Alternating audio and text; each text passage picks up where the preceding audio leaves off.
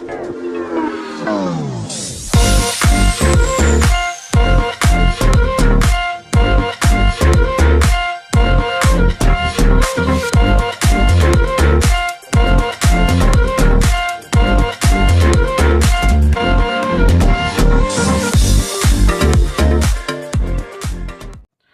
semua, tuan-tuan dan puan-puan.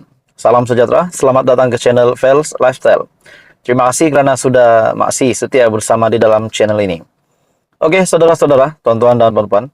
Satu isu menarik hari ini yang saya nak sampaikan. Ini berkaitan dengan kenyataan ataupun tindakan Presiden PAS Tan Sri Abdul Hadi Awang yang mengundang banyak komen setelah Presiden PAS yang mempertikaikan satu keputusan di mana unsur penentangan kepada pemerintah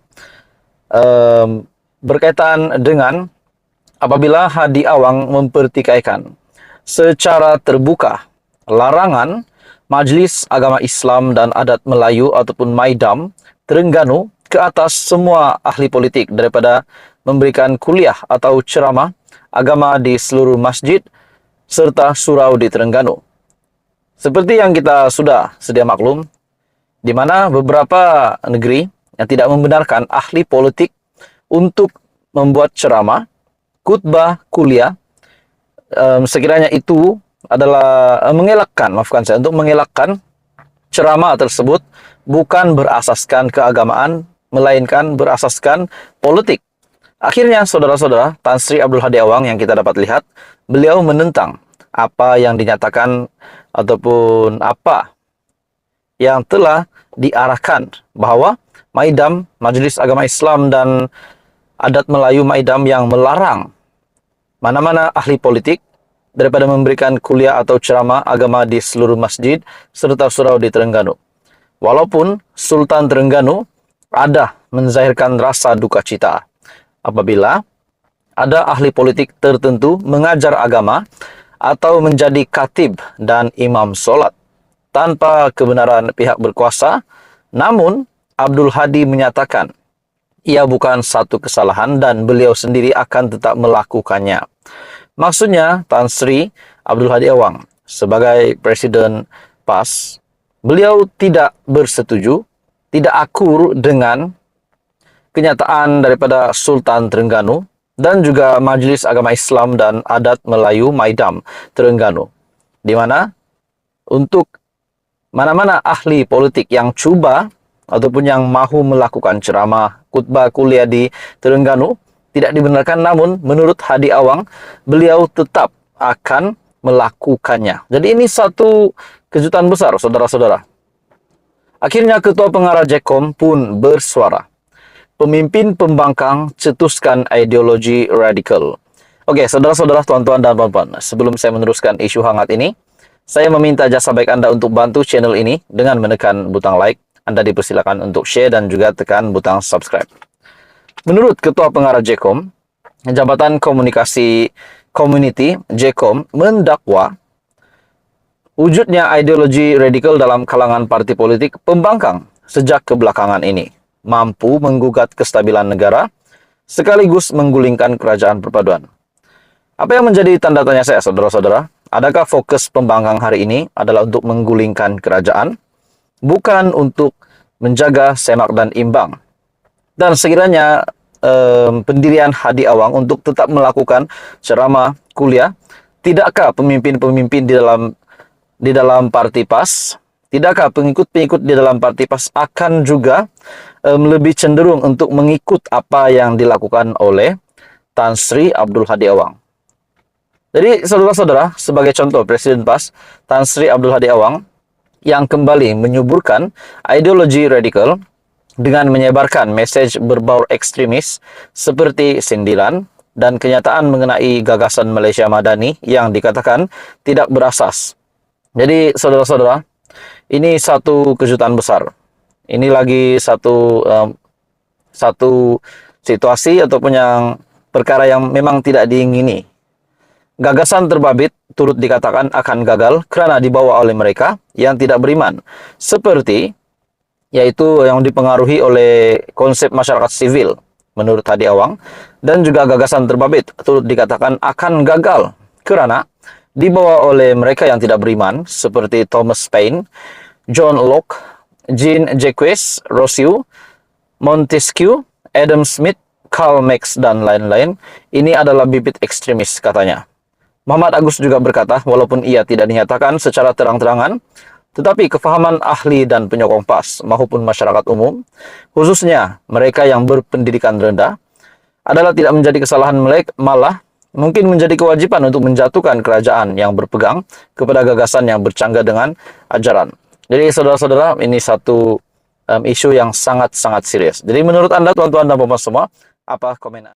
Dalam pada itu, saudara-saudara, apa yang saya menjadi tanda tanya saya, tidakkah ini akan mengundang satu situasi yang buruk kepada Malaysia sekiranya gagasan Malaysia Madani ini dipertikaikan oleh PAS, oleh Presiden PAS sendiri, Hadi Awang.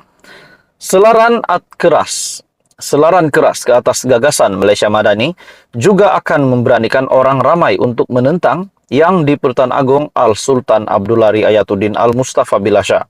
Kerana seri paduka dalam titah baginda menghargai pengenalan inisiatif negara Madani dan berharap agar prinsip-prinsipnya diterjemahkan dengan baik dalam kerangka untuk mencipta lonjakan buat negara.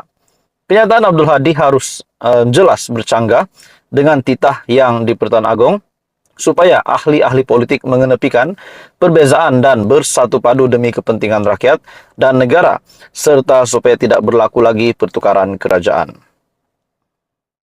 Halo Malaysia, salam sejahtera Malaysia. Selamat datang ke channel Fels Lifestyle. Saudara-saudara, tuan-tuan dan puan-puan, SPRM sekali lagi mengejutkan Malaysia. Mengejutkan semua ahli politik, mengejutkan semua parti-parti di dalam Malaysia. Pendek kata, mengejutkan Malaysia. Hampir setiap hari ada saja pengumuman pendedahan daripada SPRM. Tangkap itulah, reman inilah, individu-individu yang digelar buaya, digelar pencuri, penyeleweng dana, dan akhirnya hari ini, tuan-tuan dan puan-puan, satu lagi pendedahan daripada SPRM di mana Suruhanjaya Pencegahan Rasuah Malaysia menahan 3 lagi individu. Dan siapakah 3 individu ini yang dikatakan salah guna jawatan?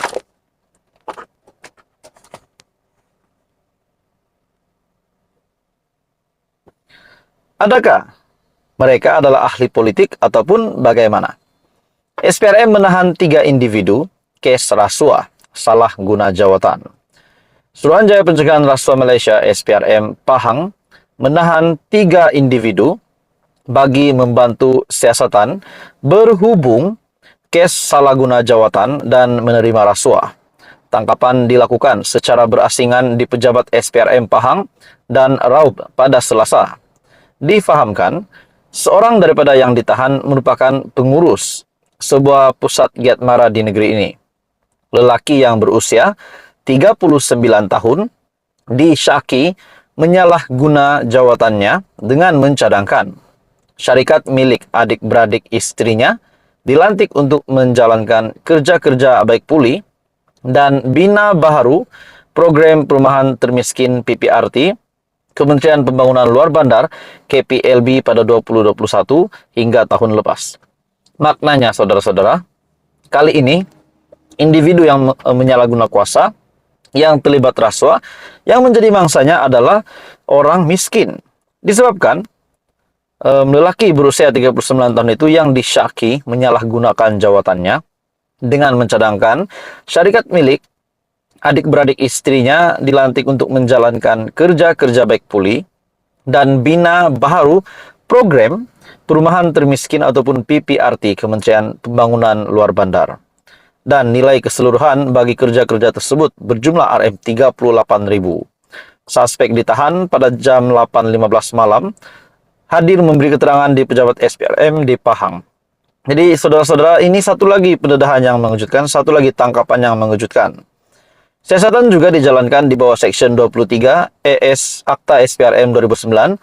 Sementara itu, Suruhanjaya Pencegahan Rasuah Malaysia turut menahan 2 lagi kaki tangan di pejabat tanah daerah, Raub dan Lipis untuk siasatan kerana disyaki menerima rasuah RM4000 bagi membantu mempercepatkan proses permohonan permit sebuah syarikat untuk aktiviti pengeluaran pasir Sungai Semantan dan Sungai Jelai. Suspek yang berusia 37 tahun ditahan untuk siasatan di bawah Section 17 dalam kurungan E Akta SPRM 2009 sebelum dilepaskan dengan bon jaminan SPRM. Pengarah SPRM Pahang, Hairuzam Muhammad Amin alias Hamim mengesahkan semua tangkapan tersebut. Maksudnya terdapat ada lagi buaya yang ditangkap hari ini, saudara-saudara.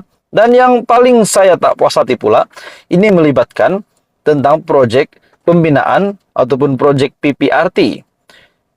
Proyek ataupun program perumahan termiskin PPRT. Jadi sudah pasti yang menerima kesan adalah yang bakal menerima rumah-rumah ini, yaitu PPRT.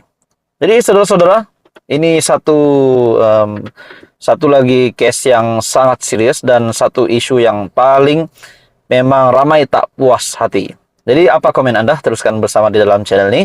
Jangan lupa bantu channel ini dengan menekan butang like, share, dan subscribe.